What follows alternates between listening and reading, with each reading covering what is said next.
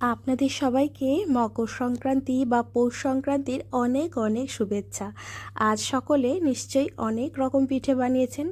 পাটিসাপটা পিঠের রেসিপিটা আগেই দেব বলেছিলাম, ভিডিওটা আগে শ্যুট করেছি কিন্তু এডিট করা হয়নি বলে আগে রেসিপিটা দিতে পারিনি, সেই জন্যে সরি চেয়ে নিচ্ছি। তবে দেরি হলেও আজ আমি রেসিপিটা আপনাদের বলে দেব। যারা যারা এখনও বানাননি এই পিঠেটা বা যাদের একটু সমস্যা হয় এটা বানাতে, তারা রেসিপিটা দেখে নিতে পারেন। এখানে 1 কাপ নিয়েছি চালের গুঁড়ো আর হাফ কাপ নিয়েছি ময়দা আর 1/4 কাপ নিয়েছি সুজি, মানে যতটা চালের গুঁড়ো তার অর্ধেকটা ময়দা আর তারও অর্ধেকটা সুজি, আর 1 পিঞ্চ নুন দিয়ে দিলাম। সব কিছু একসাথে একটু চেলে নিয়েছি। এরপর একটা হুইস্কার দিয়ে এভাবে মিশিয়ে নিলাম। এবার এর মধ্যে দুধ দিয়ে আমি ব্যাটারটা তৈরি করব। এখানে আমি 2 কাপ দুধ দিয়েছি আর বাকিটা যতটা প্রয়োজন হয়েছে সেই অনুযায়ী প্রয়োজন অনুযায়ী জল দিয়েছি, অর্থাৎ 2 কাপ দুধ দিয়েছি আর 2 কাপ দিয়েছি জল আর দুধটা আমি একটু উষ্ণ গরম করে নিয়েছিলাম।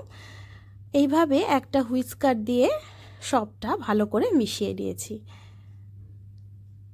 শুকনো উপকরণের সাথে দুধ আর জলটা এইভাবে মিশিয়ে নিয়ে তারপর একটু সময় নিয়ে এটাকে ফেটিয়ে নিয়েছি। হুইস্কারটা দিয়ে একটু ভালো করে ফেটিয়ে নিতে হবে।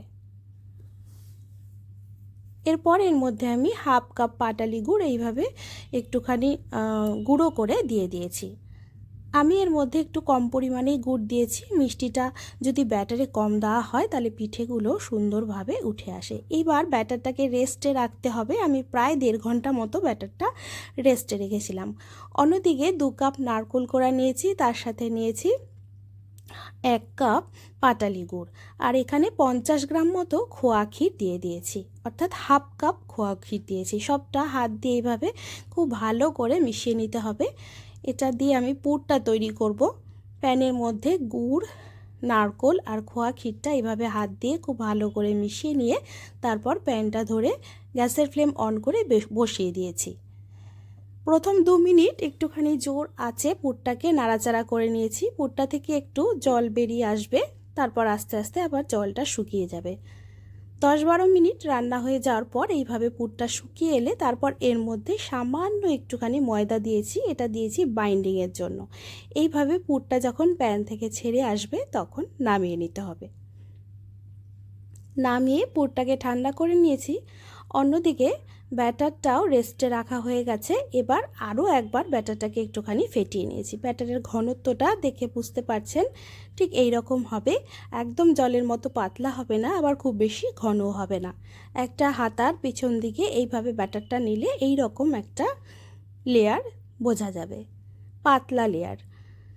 একটা প্যান খুব ভালো করে গরম করে নিয়েছি, তারপর 1 হাতা ব্যাটার এর মধ্যে দিয়ে দিলাম। 1-1.5 মিনিট একটু অপেক্ষা করতে হবে। ওপরটা যখন একটু শুকিয়ে আসবে তারপর এইভাবে লম্বা করে পুরটাকে দিয়ে দিয়েছি। এরপর খুন্তি দিয়ে এইভাবে পাটিসাপটাগুলোকে গড়ে নিতে হবে। প্রথম 1-2টো করতে একটু অসুবিধে হলেও হতে পারে, কিন্তু তারপর থেকে প্রতিটা পাটিসাপটা সুন্দরভাবে উঠে আসবে।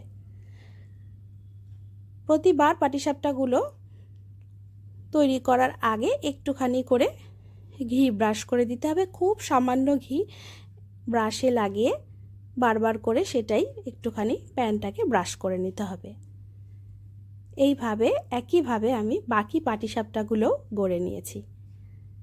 ব্যাটারটা দেওয়ার পর 1-1.5 মিনিট কিন্তু অপেক্ষা করতে হবে, যতক্ষণ না রুটির ওপরটা এরকমভাবে শুকিয়ে আসছে। একটু শুকিয়ে যাওয়ার পরই পুরটা দেবেন, তাহলে পাটিসাপটাগুলো তৈরি করতে সুবিধা হবে। তারপর এভাবে হালকা হাতে পিঠেগুলো করে নিতে হবে। যারা এখনও পাটিসাপটা পিঠে বানাননি তারা রেসিপি দেখে ঝটপট বানিয়ে নিন, আপনাদেরও খুব সুন্দর পাটিসাপটা পিঠে তৈরি হবে। কেমন লাগলো ভিডিওটা অবশ্যই একটা কমেন্ট করে জানিয়ে যাবেন, আর ভালো লাগলে তো শেয়ার করে নিজের টাইমলাইনে রেখে দেবেন। আজ এ পর্যন্তই। আপনাদের সাথে আবারও আমার কথা হবে অন্য কোনো রেসিপি ভিডিওতে। সবাই খুব ভালো থাকবেন।